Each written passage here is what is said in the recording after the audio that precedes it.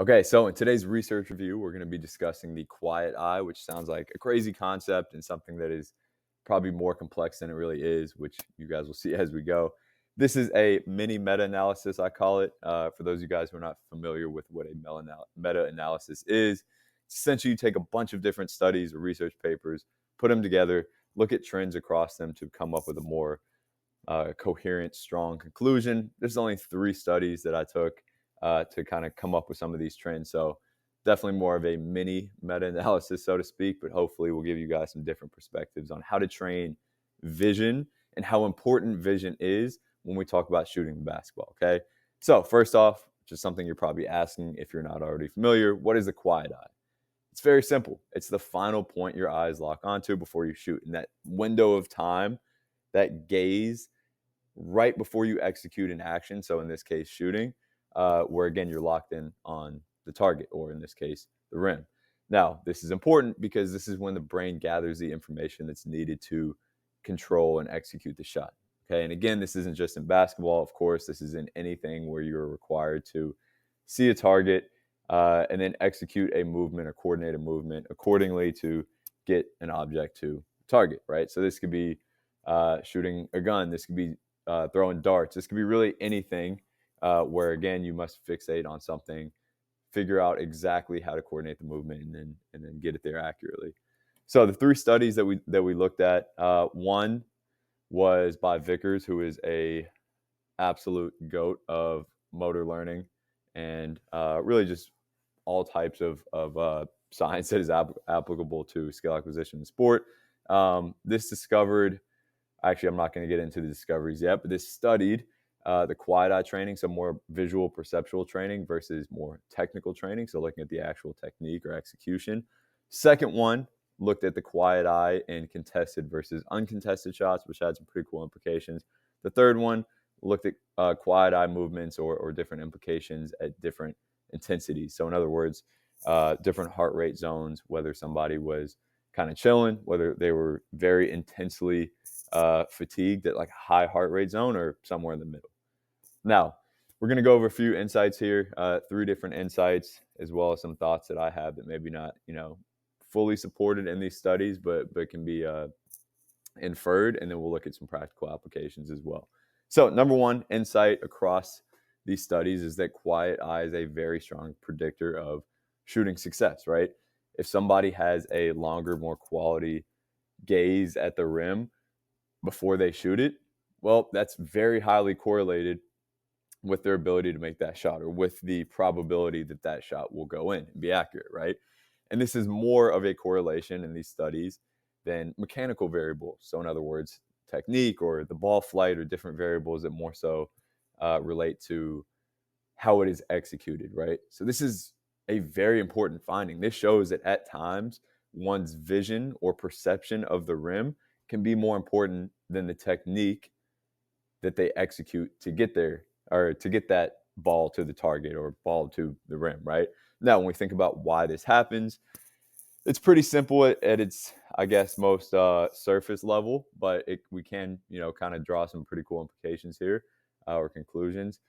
Obviously, when you have more time to look at a target, you are able to gather more information and process exactly what is needed to get there or get the ball to the target, right? However, it also allows us to pick up information to coordinate the movement to do that. So in a weird way, or maybe not a weird way, but a way that I don't want to say surprised me, but definitely impressed me, a longer quiet eye. So in other words, being able to fixate on the rim or look at the rim for longer before the shot actually allows for better rhythm and timing on a shot. Because if you think about it, let's say you're coming off a ball screen, you look up at the rim super quickly. You don't have much time to really gather information about the target. And because of that, as you're shooting, you can't really base your movement or the execution of the movement on the information that you've gathered from the target, versus if you come off that ball screen, you find the rim a little bit earlier. Now your brain has the information earlier to then coordinate a more smooth, rhythmic movement, if that makes sense. Okay. So what this actually does is create less variability from shot to shot, because again, it has the information.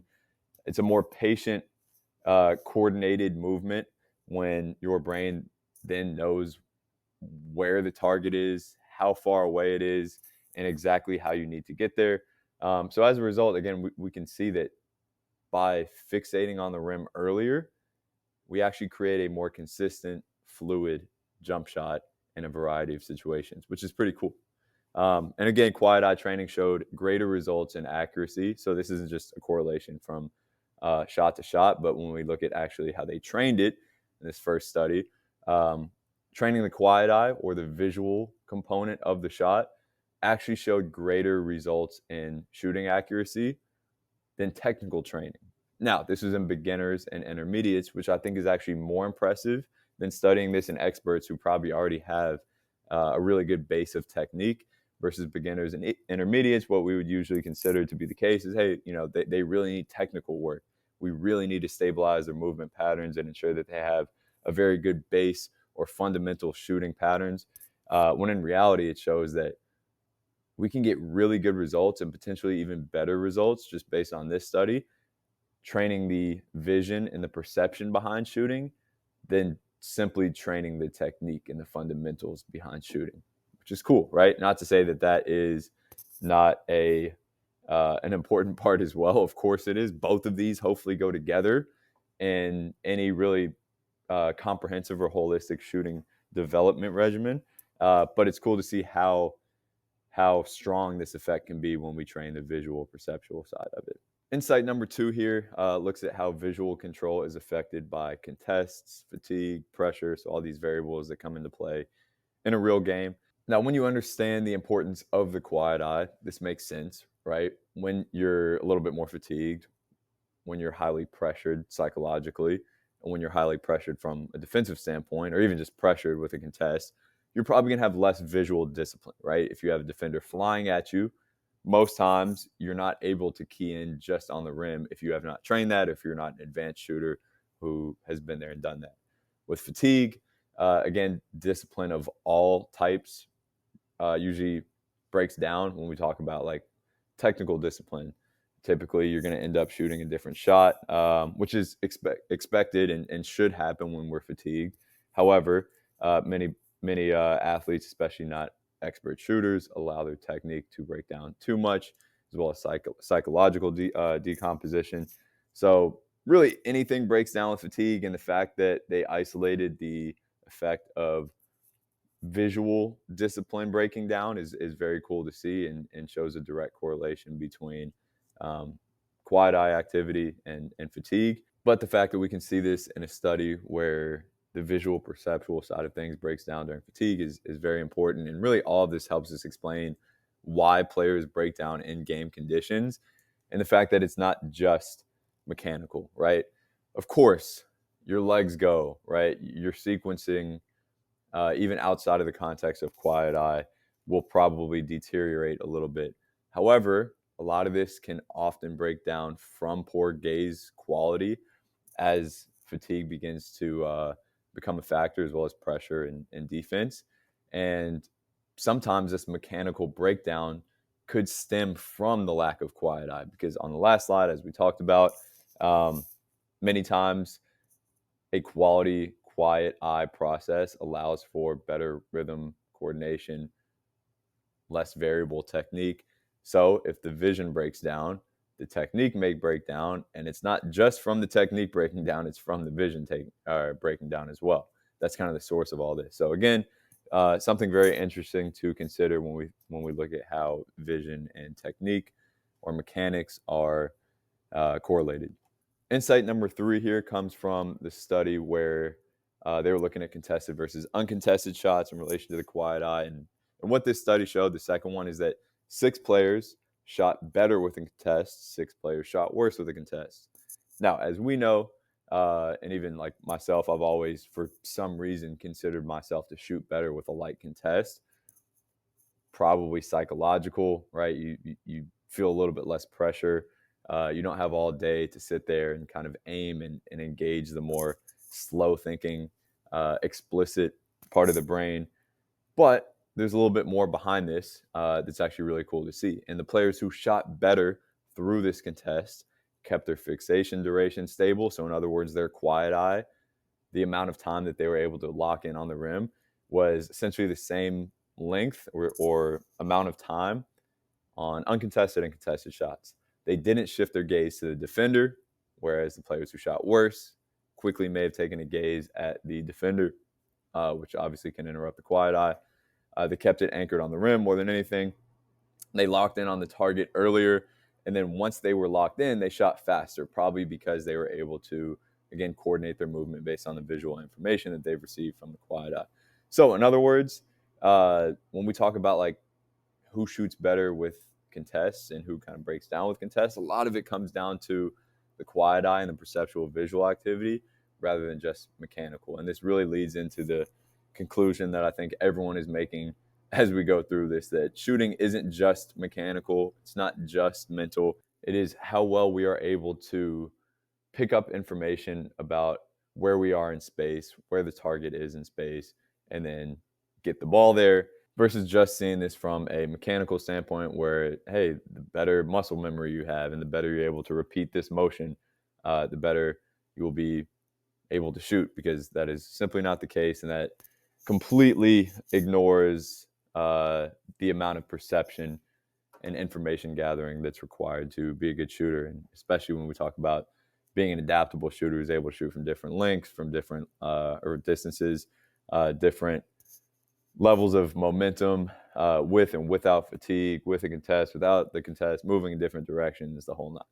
So a few thoughts to summarize all of this. Number one, something that we discussed already, early fixation gives the brain more time to organize movement. And from a practical application standpoint as a coach, if you notice that players do not shoot very fluidly, especially off the move, so more dynamic shots, look at their vision first. Just try to pick up on, hey, how quickly or how late do they fixate on the rim? Because if they're fixating late on the rim and it looks a little bit clunky and they don't really look smooth getting into the shot, that may be the reason.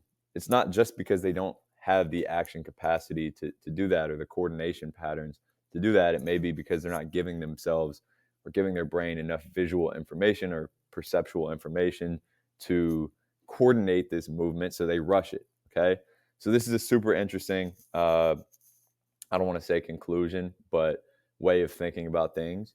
Number two, quiet eye stabilizes body movement. So this takes it even a step further, where if we're able to fixate on the rim for enough time, our head motion is stabilized, even the upper body and like the release timing is stabilized a bit. So again, this goes back to visual information and being able to pick that up, actually building better mechanics.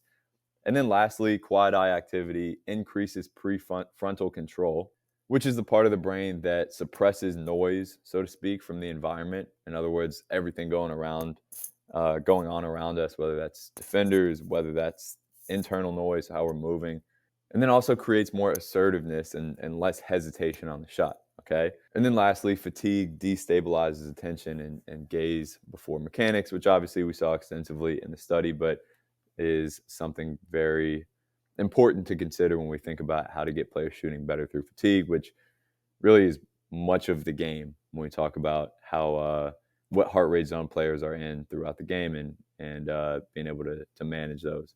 Now, practical applications here. Number one, cue the quiet eye, right? Start to add some of these cues into your coaching toolbox, whether it's lock in early, set your eyes before your feet, find it quicker, find the rim quicker. Again, some of these can truly make a positive difference mechanically or technically. And once you start looking for this, not only in training, small sided games, I would say, are a pretty good way to evaluate this, at least in my experience. But as you're watching your athletes play in game, maybe all of this just comes down to them not giving enough visual information to their brain because they fixate too late on the rim. And these are some cues that in your small sided games, especially where they do have a contest and it's more representative of a game, they're able to build this habit. Number two, do more contested shooting, which I just alluded to a little bit. Even if it's lighter, this changes everything perceptually when you have a defender in the picture, especially when there's a decision involved. And I say this because I see a lot of coaches who will do contested shooting by just kind of holding like a stick up to the player as they shoot it. And again, it's not terrible. It does add some visual noise to the system. However, players quickly realize that they can tune this out because there's really no implications from it. They're not going to get blocked. So if there is the decision to one, pass or do something else, like in a 2v1 shooting scenario where you catch, you can either shoot, make a one more pass, or drive by into a pull up or take a side step three. That's ideal. That's the most representative. But even if we say, hey, you can take a pump fake, one dribble to the side and shoot if it's too much of a contest, but we can block you.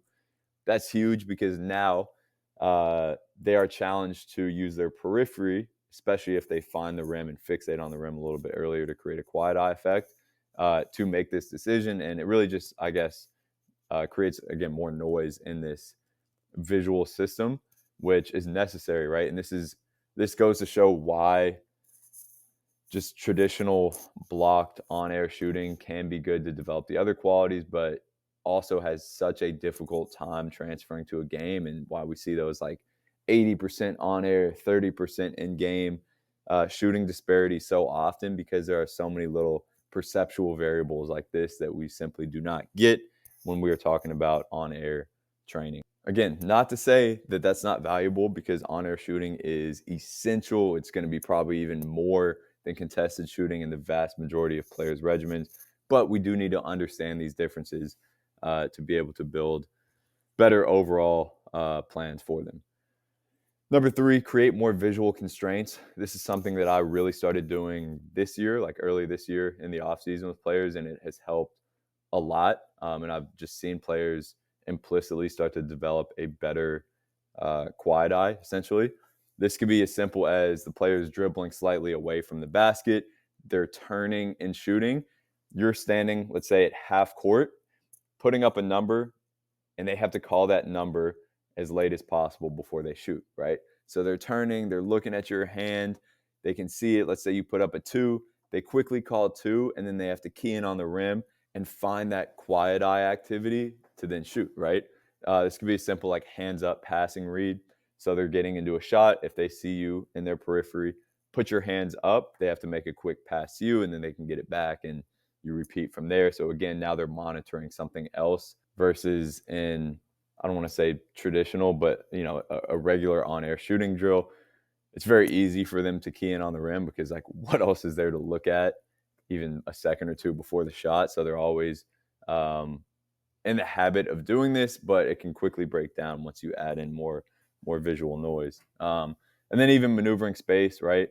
So maybe they have to get through like a tight area or get through a little bit of pressure with the dribble before they get into a shot.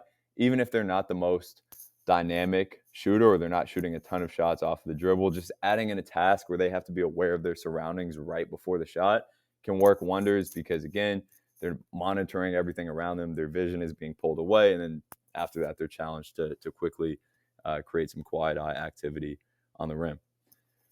Challenge it under fatigue. Next implication here. This is obviously pretty self-explanatory at this point when you look at how much these shots, how much accuracy breaks down and how related that is to quiet eye deterioration under fatigue. So get your athletes in a pre-fatigued state here. That's not just running a 17 and then shooting, but that could be really pushing their heart rate up with small-sided games or a bunch of shots, moving pretty intentfully around the court, however you would like to pre-fatigue them for shots. But then we need to challenge athletes to work through this and see it as a constraint and something that is truly a gap that needs to be bridged in the game. And again, see this through the concept or through the lens of perception, not just mechanics. And then last potential application here is using vision to quote unquote fix or tweak shots, right?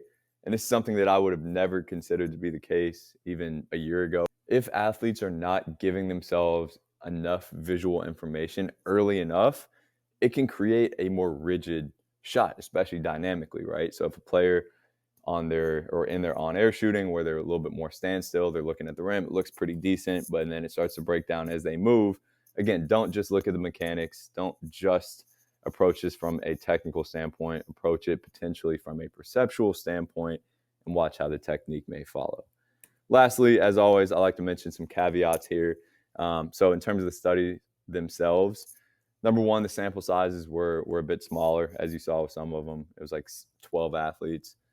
So still, significant, but not as we would want to see hundreds of samples here, or of subjects here rather. Eye tracking technology is also somewhat limited, and glasses can kind of like alter the behavior of their vision. So just something to consider. I don't think it would be too much of an issue, but overall the studies were pretty good. And then just from like a conceptual standpoint, not all longer fixations are good. Sometimes, and you can even see this in I believe it was the second study with the heart rate zones, or maybe it was the third. Yeah, the third. Sometimes too long of a quiet eye or too slow can be a sign of indecision or just like not being aroused enough for the game. So again, in the third study, the first heart rate zone, which is basically them chilling closer to resting heart rate, their fixation was too long. It seems like the researchers drew the conclusion that it was almost too long. And you can think of this as like, when you first walk into the gym and you're just kind of getting your slow shots up and you're able to really key in on the rim. Sometimes you start to feel like you're overthinking it, you're aiming it. And so it's not always about just how long the fixation can be, but kind of finding that sweet spot. But I wouldn't worry about this too much as well and try to shorten quiet eyes. It usually in a game or performance environment will never be too much of an issue here. And then lastly, most eye tracking studies here have discovered that whether it's the front rim, the back rim that you're fixated on doesn't really matter. So, every coach, when I was growing up at least, would have a different perspective on where one should be looking when they shoot. And they've actually discovered that it doesn't really seem to matter. It's more so about the quality and the length of the quiet eye, or the amount of time that they're fixated on the rim. So focus less on this, focus more on finding the final fixation for long enough. And I think as you guys start to come up with more creative applications and seeing shooting through this lens a little bit more, you're going to get some pretty good results.